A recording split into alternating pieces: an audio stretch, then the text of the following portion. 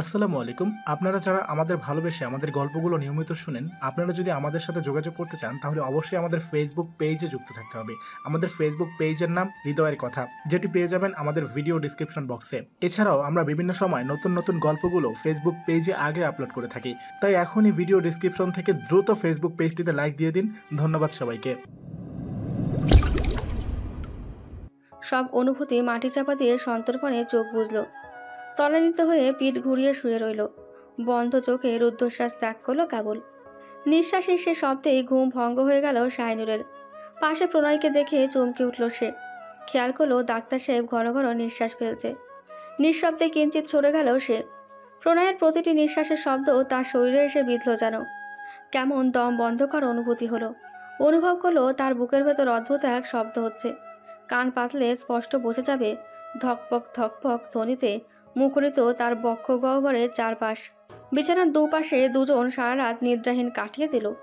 ভুল করে কেউ কারোর দিকে ফিরল না। শাহিনুর ভয় পেল। প্রণয় তার স্বামী, প্রণয়ের সম্পূর্ণ অধিকার রয়েছে তার প্রতি। সে চাইলে তার প্রতি সম্পূর্ণ অধিকার খাটাতে পারবে। সে বাধা দিতে পারবে না, উচিত নয়। আর প্রণয় ভয় পেল যদি কিছু হয়ে যায়। সে চায় তাদের সম্পর্কের একটি সুন্দর পরিণয় দিতে, যে পরিণয়ে তার এবং শাহিনুরের সমান অনুভূতি মিশে থাকবে। আর 5টা ছেলের মতো শুধু অধিকারের জন্য নয়, বরং ভালোবাসার জন্য কাছে যাবে। সম্পূর্ণরূপে নিজের করে নেবে শাহিনুরকে। তার প্রতিটি স্পর্শে অধিকার নয়, ভালোবাসা খুঁজে পাবে শাহিনুর। শেষ রাতে উঠে বসলো শাহিনুর। প্রণয় টের পেয়ে চোখ খুলল, বলল, ঘুম হয়নি?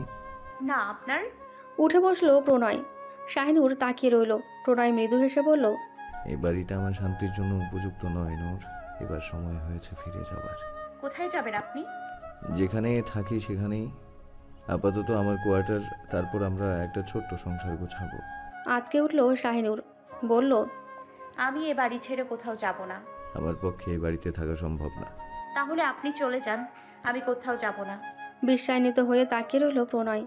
পরক্ষণে চোয়াল শক্ত করে বলল, রঙন ছাড়া এই বাড়িতে থাকতে যাওয়ার মতো কোনো কারণ আছে বলে মনে হচ্ছে না। চুপ করে বসে রইল শাহিনুর। কোনো উত্তর না পেয়ে ক্রোধে কেটে পড়ল প্রণয়। দু হাতে এক টানে শাহিনুরকে নিজের কাছে নিয়ে এলো। আচম্বিতে এমন কাণ্ড ঘটাতে অপ্রস্তুত হয়ে পড়ল শাহিনুর। প্রণয়ের একটি হাত তার কোমরে, আরেকটি হাত ঘাড়ের নিচে। প্রচণ্ড শক্ত করে তার কোমল শরীরে চেপে আছে তার দু হাত। আতঙ্কিত দৃষ্টিজোড়া ছুড়ে দিয়ে শুকনো এক ঢোক গিলল সে। প্রণয়ের ক্রোধান্বিত দৃষ্টিও তার দিকে স্থির। সে দৃষ্টিতে তাকাতেই প্রণয় দাঁতে দাঁত চেপে বলল, আমার স্বপ্ন পূরণে তুমি বাধা দেবে না নূর। তোমাকে ভালোবাসার বিনিময়ে আমার সব স্বপ্ন পূরণ হওয়া চাই। চারিদিকে ফজরের আজান ধ্বনি ভেসে উঠল। প্রণয়ে শান্ত হলো। ধীরে ধীরে শাহিনুরকে ছেড়ে দিল সে। ছাড়া পেয়ে পরনের কাপড় ঠিক করতে লাগলো শাহিনুর। কাঁধে আঁচল তোলার সময় প্রণয় খেয়াল করলো গাড়ির দিকে লালচে দাগ পড়ে গেছে। তার কঠিন হাতের ছোঁয়ায় নরম দেহে এই দাগ অস্বাভাবিক কিছু না। ছোট্ট করে নিঃশ্বাস ফেলে আর চোখে কোমরের দিকে তাকালো। সেখানেও একই অবস্থা দেখে চোখ বন্ধ করে ফেলল। শাহিনুর বিছানা ছেড়ে উঠে দাঁড়ালো। মনে মনে সে রাগ করলো কিনা বোঝা গেল না। প্রণয় বোঝার চেষ্টা করলো, কিন্তু পারল না। মেয়েটা সবসময় শান্ত থাকে। 2-4 কথা বললেও তার শান্ত স্বাভাবিক সুরে বলে। প্রণয় আরও একটু সময় নেওয়ার প্রয়োজনীয়তা অনুভব করলো। সিদ্ধান্ত নিল আর কটা দিন যাক। লম্বা একটি সময় ছুটি কাটানোর পর অবশেষে ছুটির দিন শেষ হলো। পূর্বের নিয়ম মেনেই হসপিটালের উদ্দেশ্যে তৈরি হলো প্রণয়। শাহিনুর এসে দেখলো প্রণয় সাহেবী পোশাক পরে দাঁড়িয়ে আছে। শাহিনুরকে দেখে মুচকি হাসলো সে, বলল, তোমার জন্যই অপেক্ষা করছি। ধীর পায়ে এগিয়ে এলো শাহিনুর, বলল, কোথায় যাচ্ছেন আপনি? আমার ছুটি শেষ নূর। এখন থেকে রোজ হসপিটাল যেতে হবে। রোগাক্রান্ত মানুষদের সেবা দিতে হবে। ও, ছোট করে জবাব দিল শাহিনুর। প্রণয় বলল, মন খারাপ হলো? ফ্যালফ্যাল দৃষ্টিতে তাকিয়ে রইল সে, কিছু বলল না। প্রণয় আবার বলল, জানি মন খারাপ হয়নি, বরং শান্তি পাচ্ছ। কথাটা পছন্দ হলো না শাহিনুরের, তাই মুখ ঘুরিয়ে নিল। প্রণয় তার সন্নিকটে এসে বলল, আমার প্রতি তুমি বড্ড উদাসীন নূর। তোমার এই উদাসীনতা একদম পছন্দ নয় আমার। এবারেও কোনো জবাব পেল না, তাই দীর্ঘশ্বাস ছেড়ে বলল, আসছি, সাবধানে থেকো। অপ্রয়োজনে রুম থেকে বের হবে না। শাহিনুর ছোট্ট করে নিঃশ্বাস ফেলল। প্রণয় চলে যেতে উদ্যত হয়েও আবার থেমে গেল। সহসা শাহিনুরের একটি হাত ধরে টেনে নিয়ে গেল ডিভানের সামনে, ছোট্ট টেবিলের ওপর রাখা টেলিফোনের কাছে। তারপর সেটির ব্যবহার শিখিয়ে দিল। ডায়েরিতে তার মোবাইল নাম্বার, কোয়ার্টার এবং হসপিটালের টেলিফোন নাম্বার লিখে দিল। কিভাবে ফোন করবে সেটাও শিখিয়ে দিল। শাহিনুর খুব মনোযোগ দিয়ে শিখল। প্রণয় সামনে বসে ওকে দিয়ে তার নম্বরে ফোন করালো। সে পারল, তাই প্রণয় স্বস্তির নিঃশ্বাস ছেড়ে বলল, যে কোনো প্রয়োজনে ফোন করবে, অপ্রয়োজনে ফোন করলেও আমি কিছু মনে করব না। এক পলক তাকালো শাহিনুর। প্রণয়ের অধরে দুষ্টু হাসি। সে হাসি দেখে অস্বস্তি হলো তার। সে অস্বস্তিটুকু কেটে গেল ত্বরান্বিত হয়ে প্রণয়ের চলে যাওয়াতে। প্রণয় বেরিয়ে যাওয়ার পর তার কক্ষের সামনে ঘুরঘুর করছে রঙ্গন। উদ্দেশ্য শাহিনুরের সঙ্গে কথা বলা। গত 1 মাসে তেমন দেখা বা কথা কোনোটিই হয়নি। শুধু একদিন হুট করে সামনে পড়ে গিয়েছিল আর সে বলেছিল, আমি বলেছিলাম আমাদের আবার দেখা হবে, তাই বলে ভাবি রূপে এটা আশা করিনি। শাহিনুর কোনো জবাব দেয়নি, শুধু তাকিয়েছিল। দরজা খোলার শব্দ পেয়ে চুপ করে দাঁড়িয়ে রইল রঙ্গন। কক্ষের সামনে রঙ্গনকে দেখে অবাকান্বিত হয়ে গেল শাহিনুর। আলতো হেসে রঙ্গন বলল, অবশেষে তোমার দেখা পেলাম। শাহিনুর মৃদু হেসে বলল, গত 1 মাস যাবৎ অনেক সুযোগ খুঁজেছি, একটিবার তোমার সঙ্গে কথা বলার জন্য ছটফট করেছি, তবুও কথা বলতে পারিনি, কারণ তুমি চাওনি। আর আজ তুমি চেয়েছো বলে কত সহজেই সুযোগটি পেয়ে গেলাম। শান্ত কণ্ঠে উচ্চারিত বাক্যগুলো শুনে বিস্মিত হলো রঙ্গন। শাহিনুরকে আগাগোড়া পরখ করে নিয়ে বলল, তুমি অনেক পরিবর্তন হয়ে গেছো নূর। শাহিনুর বলল। বাইরেই দাঁড়িয়ে থাকবে, ভেতরে এসো। রঙ্গন বলল, তুমি বোধহয় কোনো কাজে বের হচ্ছিলে। তেমন গুরুত্বপূর্ণ নয়, তুমি এসো। শাহিনুর ধীর পায়ে ভেতরে চলে গেল। শাহিনুরের আচরণে পরিবর্তন লক্ষ্য করে ঘাবড়ে গেল রঙ্গন। তার পরিচিত নূরের সঙ্গে এই নূরের একদম মিল নেই। অদৃশ্য এক দাম্ভিকতা যেন আষ্টেপৃষ্টে জড়িয়ে ধরেছে এই নূরকে। জমিদার বাড়ির বউ হয়ে তার মধ্যে অহং জন্মালো। সহজ সরল বাচ্চা শাহিনুর তো এ নয়। বিচলিত হয়ে কক্ষে প্রবেশ করলো সে। শাহিনুর তাকে ডিভানে বসতে বলল, আর সে বসলো বিছানায়। রঙ্গন যা ভেবে এসেছিল সব তালগোল পাকিয়ে গেল। শাহিনুর শান্ত কণ্ঠে প্রশ্ন করল, তুমি এতদিন কোথায় ছিলে? শাহিনুরের তাকানো দেখে হকচকিয়ে গেল রঙ্গন। এই চাহনি শাহিনুরের হতে পারে না। অবিশ্বাস্য কণ্ঠে সে বলল, তুমি আমাকে ভুল বুঝছো না তো নূর? ভ্রু কুঁচকে শাহিনুর বলল, ভুল? কোনটা ভুল? আমার দুঃসময়ে বন্ধু হিসেবে তোমায় পাশে পাইনি, এখানে কোনো ভুল নেই। যা ঘটেছে তোমায় আমি বলতে পারবো না, শুধু বলবো ক্ষমা করে দিও। আমি যদি বাড়ি থাকতাম তাহলে তোমার জীবনটা নষ্ট হতে দিতাম না। নিজের জীবন দিয়ে হলেও ভাইয়ের থেকে রক্ষা করতাম তোমায়। শাহিনুর ভেবেছিল রঙ্গন পলাশের কথা বলছে, কিন্তু তাকে অবাক করে দিয়ে রঙ্গন কাঁদো কাঁদো স্বরে বলল, প্রণয় ভাই আমাকে আটকে রেখেছিল নূর। বলেছিল যতদিন না সে তোমায় বিয়ে করবে ততদিন ছাড়বে না আমায়। নিঃশ্বাস বন্ধ হয়ে এলো শাহিনুরের। তীব্র উত্তেজনায় বুক কাঁপছে তার। বসা থেকে ঠায় দাঁড়িয়ে পড়ল সে। রঙ্গন এবার 2 চোখের পানি ঝরিয়ে বলতে শুরু করলো, আমার কথা তোমার বিশ্বাস হচ্ছে না তো? আমি তোমাদের বিয়ের পরের দিনই কেন এলাম এটা আবার ভেবে দেখেছো? আমি জানি তুমি খুব ছোট, এমন ষড়যন্ত্র তুমি বুঝবে না। নিজের ভাইয়ের সম্পর্কে এসব কথা বলা বিন্দু ইচ্ছেও ছিল না, তাই এতদিন চুপ করেছিলাম। কিন্তু চোখের সামনে তোমার কষ্ট আমি সহ্য করতে পারছি না। মনে হলো সত্যিটা না জানালে তোমার প্রতি অন্যায় হবে। সে অন্যায়ের ভার নিয়ে মোটে শান্তি পাবো না। শাহিনুরের শুষ্ক দৃষ্টিজোড়া অনেকদিন পর ভিজে উঠল। এতে রঙ্গন আরও ফায়দা পেয়ে বলল, তোমার সঙ্গে খুব খারাপ হয়েছে নূর। তোমার এই কষ্ট আমি সহ্য করতে পারছি না। ভাঙা গলায় শাহিনুর বলল, তোমার প্রতি অনেক জোর জুলুম হচ্ছে তাই না? রঙ্গনের চোখের দিকে তাকালো শাহিনুর। অবাক হলো রঙ্গন। তার চোখে খুব বেশি সময় চোখ রাখতে পারল না, সরিয়ে নিল। শাহিনুর মৃদু হেসে বলল, সবটা শোনার পর রঙ্গন সহ্য করতে পারল না এমন ভনিতায় উঠে দাঁড়ালো। হাঁসফাঁস করতে করতে বলল, আমি তোমাকে এভাবে আর দেখতে পারছি না। কিন্তু আমি মেনে নিয়েছি ভাগ্যকে। রঙ্গন আরও কিছু বলতে চাইল, কিন্তু তার পূর্বে শাহিনুর বলল, আমাকে নিয়ে তোমায় ভাবতে হবে না, আমার যা হবার হয়ে গেছে। কিছু হয়নি নূর, সব ঠিক হয়ে যাবে। সব ঠিক করে দেবো আমি। কিভাবে? আমি তোমাকে নিয়ে পালিয়ে যাব, অনেক দূরে চলে যাব আমরা। আমার বিয়ে হয়ে গেছে। তাতে আমার যায় আসে না। তোমার বিয়ে হয়েছে, বাসর হয়েছে, এসবে আমার কোনো সমস্যা নেই। আমার শুধু তোমাকে চাই। শাহিনুর স্তব্ধ হয়ে গেল। রঙ্গন অধৈর্য হয়ে তার একটি হাত চেপে ধরল, বলল, নূর, আমার তোমাকে চাই। একটা ভাইয়ের জন্য বোনকে ত্যাগ করেছি আমি, আরেক ভাইয়ের জন্য তোমাকে ত্যাগ করতে পারবো না। হাত ছাড়ানোর চেষ্টা করতে করতে শাহিনুর বলল, হাত ছাড়ো, শান্ত হও। আগে বলো তুমি আমার সঙ্গে যাবে। আগে তুমি আমার হাত ছাড়ো। হাত ছেড়ে দিতে লম্বা এক নিঃশ্বাস ত্যাগ করলো শাহিনুর। শেষ অবধি কেন জানি রঙ্গনকে অবিশ্বাস করতে পারল না, তাই বলল, আমি এ বাড়িতে থাকতে চাই না রঙ্গন। তোমার ভাই আমাকে নিয়ে চলে যেতে চায়, কিন্তু আমি যাচ্ছি না, কারণ আমি আমার খুনি মান্নাত বুবুর খুনিকে চিহ্নিত করতে চাই। শিউরে উঠল রঙ্গন, হতভম্ব হয়ে বলল, খুনি? খুন? মান্নাত বাজি খুন হয়েছে? সে তো পালিয়ে গেছে।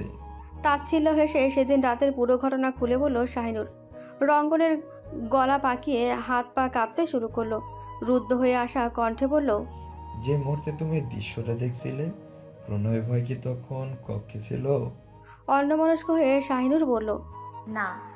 রঙ্গন সম্বিত ফিরে পেয়ে বলল, এমন নৃশংসতাভাবে খুন প্রণয় ভাই ছাড়া আর কেউ করতে পারবে না। শাহিনুর আতঙ্কিত হয়ে তাকালো রঙ্গনের দিকে। রঙ্গন বলল, যে খুনের বর্ণনা তুমি দিলে সে খুন কারোর দ্বারা সম্ভব নয়। ডাক্তাররা হৃদয়হীনা হয়, তারা মানুষকে কেটে কুটে অভ্যস্ত, তাই এটা প্রণয় চৌধুরীকে দিয়েই সম্ভব। মাথা ঘুরে গেল শাহিনুরের। অস্পষ্ট স্বরে বলল, উনি কেন বুবুকে হত্যা করবে? মান্নাত বাজি বেঁচে থাকলে সত্যিটা তুমি জেনে যেতে, তাই। কোন সত্যি?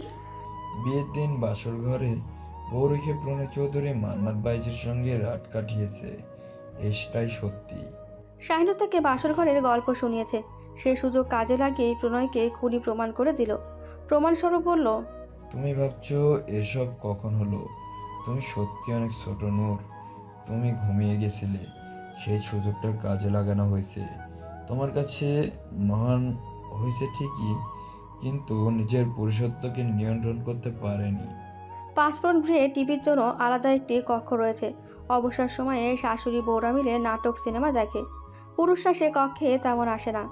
ভাইদের মাঝে রঙ্গনই বেশি আসে। আষাঢ় মাস, তাই প্রকৃতিতে আষাঢ়ে বৃষ্টির ঢল নেমেছে। বিকাল থেকে বৃষ্টি শুরু হওয়ায় সকলে মিলে আজ টিভি দেখতে বসেছে। জেবা গিয়ে শাহিনুরকে ডেকে আনলো। ইচ্ছে না থাকা সত্ত্বেও শাহিনুর এলো। এসে সে একটি দৃশ্যের সম্মুখীন হলো, যা দেখে মনে মনে জেবাকে অসংখ্য ধন্যবাদ জানালো। মেঝেতে শীতল পাটি পেরে বসে আছে বেরোনা। তার কোলে মাথা রেখে শুয়ে আছে রঙ্গন। সোফায় বসে আছে শবনম, মুনতাহা। সকলের দৃষ্টি টিভির দিকে থাকলেও রঙ্গনের দৃষ্টি টিভিতে নেই। সে পলকের দৃষ্টিতে তাকিয়ে আছে মুনতাহার পানে, যা দেখে বুক চিরে এক দীর্ঘশ্বাস বেরিয়ে এলো তার। জেবাকে উদ্দেশ্য করে বলল, ভাবি, খুব জরুরি একটা কাজ বাকি রয়ে গেছে, আপনি যান, আমি আসছি। আর অপেক্ষা করলো না শাহিনুর। ছুটে চলে এলো প্রণয়ের কক্ষে। এসেই টেলিফোনের কাছে ছুটে গেল। ডায়েরির পাতা উল্টে নাম্বার বের করে ফোন করলো প্রণয়কে। সঙ্গে সঙ্গে উপাস থেকে উদ্গ্রীব কণ্ঠস্বর ভেসে উঠল, আমি আসছি। ছাতা ফুটিয়ে কেবলই গাড়ি থেকে নেমেছে প্রণয়। এমন সময় ফোন পেয়েছে, তাও শাহিনুরের। উত্তেজনাটুকু প্রকাশ করার মতো নয়। টেলিফোন হাতে নিয়ে স্তব্ধ হয়ে বসে রইল শাহিনুর। বুকটা হুহু করে উঠল তার। চারিদিকে অদ্ভুত শূন্যতা। আম্মার মান্নাতবাবুকে আজ অনেক বেশি মনে পড়ছে তাদের বলা প্রতিটি কথাকে। সে কথাগুলো আজ যেন অক্ষরে অক্ষরে মিলে যাচ্ছে। মিলবে না কেন? তারা যে তাদের অভিজ্ঞতা থেকেই বলেছে। সেদিন সেসব ধোঁয়াশার মতো থাকলেও আজ সবই পরিষ্কার। কক্ষে এসে প্রণয় দেখলেও টেলিফোন হাতে বসে আছে শাহিনুর। মুখের ভাব থমথমে। সারাদিনের ব্যস্ততা কাটিয়ে বাড়ি ফিরে বইয়ের এমন বিষণ্ণ মুখ দেখে ফোঁস করে একটি নিঃশ্বাস ছাড়ল। কত শত ক্লান্তি মিশেছিল সেই নিঃশ্বাসে জানা নেই। চিন্তিত সুরে কথাটি বলল প্রণয়, কিন্তু শাহিনুরের কোনো ভাবান্তর হলো না। ড্রেস আপ পরিবর্তন করে এসেও যখন শাহিনুরকে একই রূপে পেল, চিন্তার ভাঁজ পড়ল কপালে। ধীর পায়ে এগিয়ে এসে শাহিনুরের পাশে বসল। চিন্তান্বিত কণ্ঠে প্রশ্ন করল, মানুষ কেন বেইমানি করে ডাক্তার সাহেব? চমকে উঠল প্রণয়। সহসা হাত বাড়িয়ে একগাল ছুঁয়ে আবারও প্রশ্ন করল। চেতনাশূন্য শাহিনুর সহসা চেতনা ফিরে পেল। বলল, আপনি এসেছেন? স্মিত হেসে প্রণয় বলল, তুমি অপেক্ষায় ছিলে? হ্যাঁ। সরল কণ্ঠে উত্তরটুকু দিয়ে উঠে দাঁড়ালো শাহিনুর। ছোট্ট একটি নিঃশ্বাস ফেলে চলে গেল কক্ষ থেকে। প্রণয় হতভম্ব হয়ে তার যাওয়ার পানে তাকিয়ে রইল। 2 মিনিটের মাথায় আবার এলো শাহিনুর। দু হাতে দুটো গ্লাস নিয়ে ফেলল সে। প্রণয় অবাক হয়ে বলল। শাহিনুর মৃদু হেসে তার পাশে বসল। দুটো গ্লাস সামনের টেবিলে রেখে বলল, একটাই শুধু ঠান্ডা পানি আর একটাই লেবু চিনি মেশানো ঠান্ডা পানি, যেটা ইচ্ছে নিন।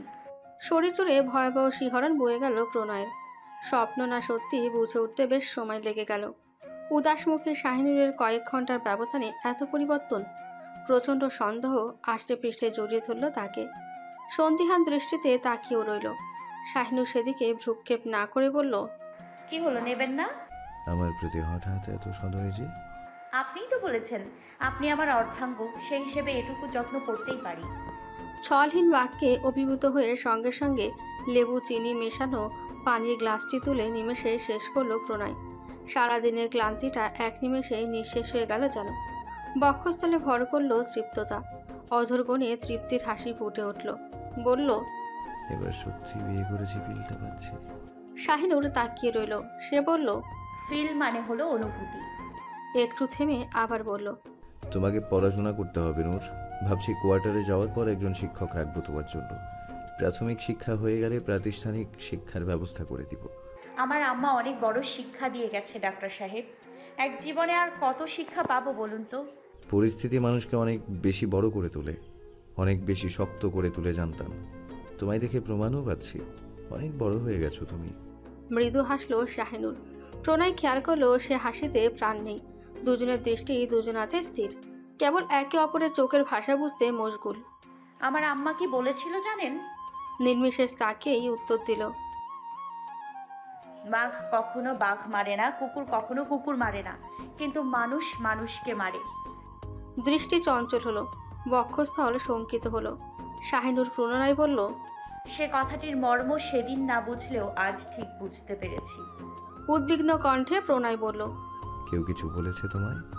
দৃষ্টি নত করে ফেলল শাহিনুর। বার কয়েক ঘন ঘন নিঃশ্বাস ছেড়ে বলল, জানেন, আমার বাবাও অনেক সম্মানিত একজন মানুষ ছিলেন, কিন্তু তার সম্মানকে ধ্বংস করে দিয়েছে তার আপনজনরাই। সূক্ষ্ম নজরে তাকিয়ে রইল প্রণয়। শাহিনুর একটি থামল, এক ঠোক গিলে বলল, আম্মা মারা যাওয়ার পর প্রথম কোন কথাটি মনে পড়েছিল জানেন?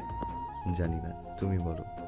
আম্মা বলেছিল যে ভালোবাসা, যে সুখ সে ত্যাগ করেছে, এই ত্যাগের পেছনের কারণগুলো যদি কোনো ষড়যন্ত্র হয়, আর এই ষড়যন্ত্রের পেছনে যদি জমিদারের হাত থাকে, তাহলে সেদিন জমিদার আর রেহাই পাবে না।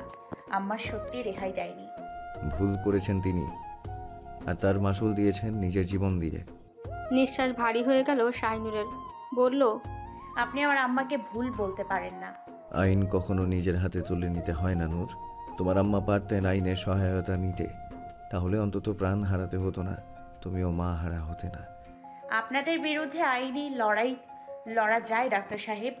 এই কথাটি প্রণয়ের বুকে তীরের মতো বিঁধল। সহসা নরম হাতে শাহিনুরের কপালদায় চেপে ধরল।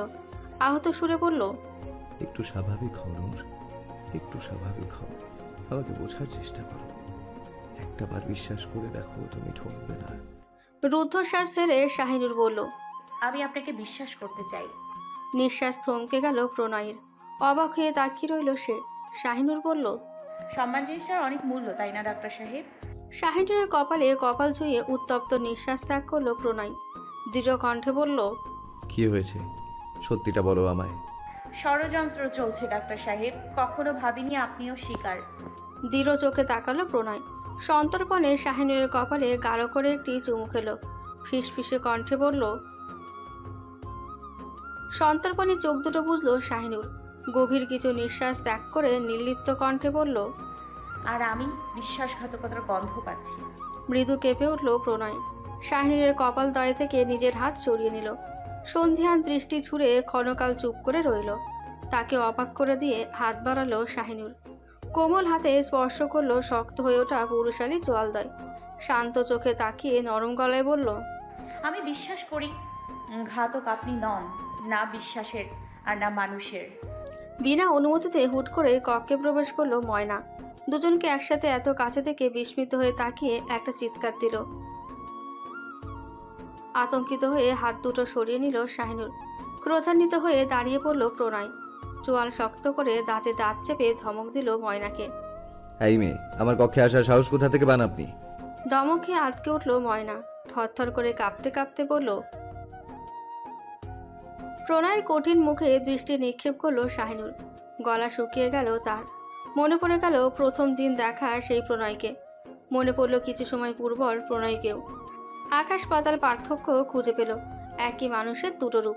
আশ্চর্যজনিত হয়ে তাকিয়ে রইল। মৃদুস্বরে ময়নার উদ্দেশ্যে বলল, আজকের পর্বটি যদি আপনাদের ভালো লাগে তাহলে অবশ্যই একটি লাইক দিয়ে দিবেন এবং কমেন্ট করে আপনার মূল্যবান মতামত জানিয়ে দিতে পারেন আমাদেরকে। আর যদি এই গল্পের পরবর্তী পার্টগুলো মিস করতে না চান তাহলে এক্ষুনি আমাদের চ্যানেলটিকে সাবস্ক্রাইব করে পাশের বেল আইকনটি বাজিয়ে দিন। ধন্যবাদ সবাইকে।